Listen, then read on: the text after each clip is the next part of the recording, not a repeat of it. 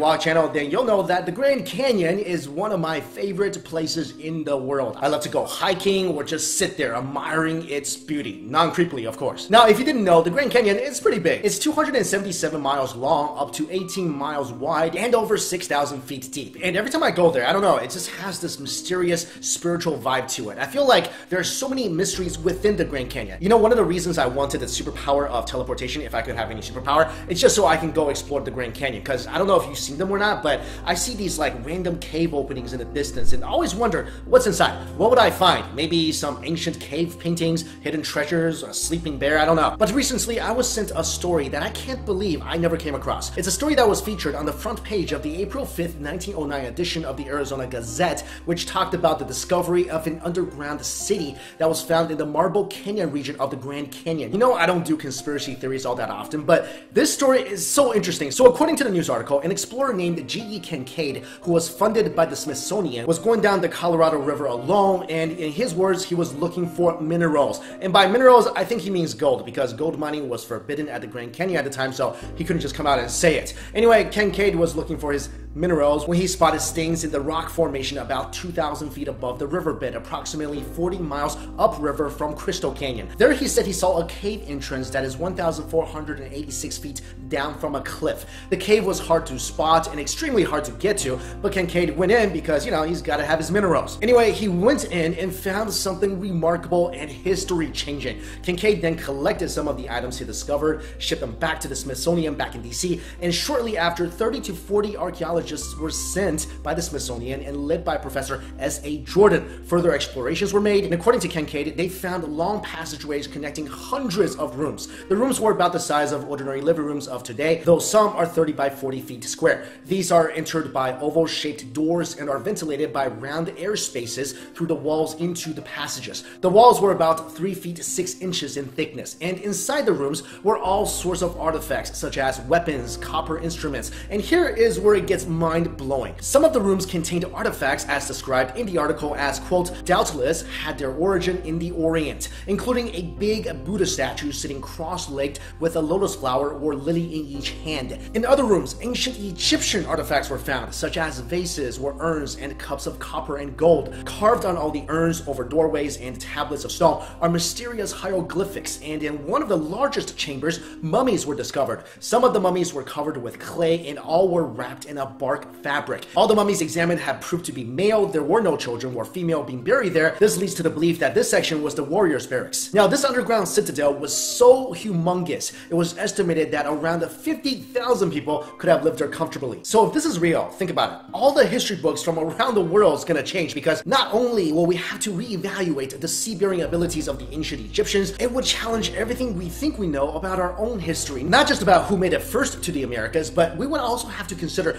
what else have we missed? What might we find tomorrow or next week that could completely change something else that we are teaching in our history books? And what's so interesting about this is that, let's say this is real. Ancient civilizations from Asia and Egypt went on vacation because they heard about how awesome the Grand Canyon is. They came, thought it was beautiful, and decided to stay. Let's assume that happened. Now, if you start examining some historical stories and legends from China, from Egypt, and the Native Americans in the area, then it all sort of connects together. For example, when we think of the ancient Egyptians nowadays, we think of these people living in the desert, but the Egyptians had very advanced sea-bearing capabilities. We know this because in 2011, ancient docks and ships were found on the coast of the Red Sea at Mursagalwasis that once launched voyages onto the open ocean. Other evidences are scenes carved into the walls of ancient Egyptian temples which tell of a remarkable sea voyage. A fleet of cargo ships bearing exotic plants, animals, and precious incense navigates through high ocean waves on a journey from a mysterious land known as Punt, or Land of the God. Researchers were never quite sure where Punt was, but I guess it's possible it could be the Grand Canyon. Also, in local Native American lore, the Hopi Indians have lived in the Grand Canyon area for thousands of years. They have a legend that tells the story of the Ant People, who during times of disaster helped the Hopi and escorted them into subterranean caves where they found refuge and food. The Ant People were said to be generous and very advanced. They gave the Hopi food and taught them all about food storage. Also, let's bring this interesting bit of information into this discussion. In 1992, a German researcher, Dr. Svetlana Balabanova, was examining examining Egyptian mummies that were over 3,000 years old when she found what appeared to be cocaine and tobacco on one of the mummies. And this is strange because cocaine and tobacco could only be found in the Americas at that time. And it wasn't until the Victorian era in the 1900s that it was transported to Egypt. Of course, when Dr. Balabanova announced her findings, it was met with, I think, harsh criticism, was even putting it mildly. She was even getting death threats, but she stuck to her findings because she knew everything she did in her test was correct. The hate and the trolling continued until a very prominent researcher, Dr. Rosalie David, conducted the same test and it proved her right. So if you think about it, mummies that were thousands of years old had cocaine and tobacco on them from a land far, far across the ocean that they really had no access to. So I guess there's only a couple of scenarios here.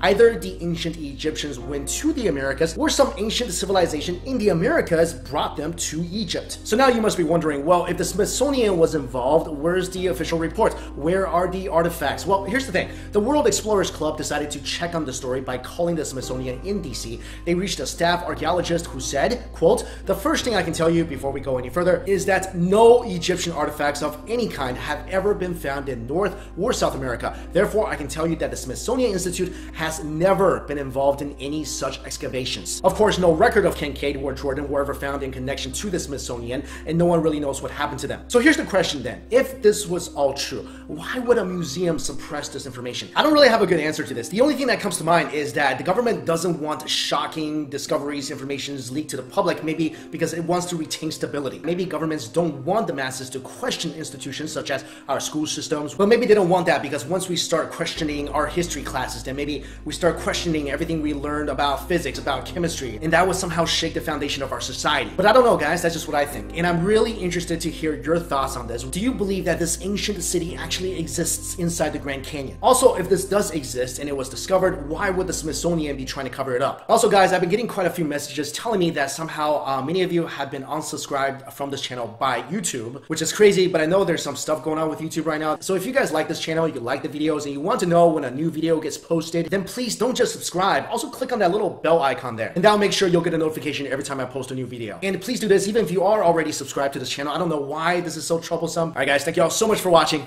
See you. Hey guys, thanks for watching Beyond Science. It's Mike Chen. If you watch my vlog channel, then you'll know that the Grand Canyon is one of my favorite places in the world. I love to go hiking or just sit there admiring its beauty. Non-creepily, of course. Now, if you didn't know, the Grand Canyon is pretty big. It's 277 miles long, up to 18 miles wide, and over 6,000 feet deep. And every time I go there, I don't know, it just has this mysterious spiritual vibe to it. I feel like there are so many mysteries within the Grand Canyon. You know, one of the reasons I wanted the superpower of teleportation, if I could have any superpower, it's just so I can go explore the Grand Canyon. Because I don't know if you've seen them or not, but I see these like random cave openings in the distance and I always wonder what's inside. What would I find? Maybe some ancient cave paintings, hidden treasures, a sleeping bear, I don't know. But recently I was sent a story that I can't believe I never came across. It's a story that was featured on the front page of the April 5th, 1909 edition of the Arizona Gazette, which talked about the discovery of an underground city that was found in the Marble Canyon region of the Grand Canyon. You know, I don't do conspiracy theories all that often, but this story is so interesting. So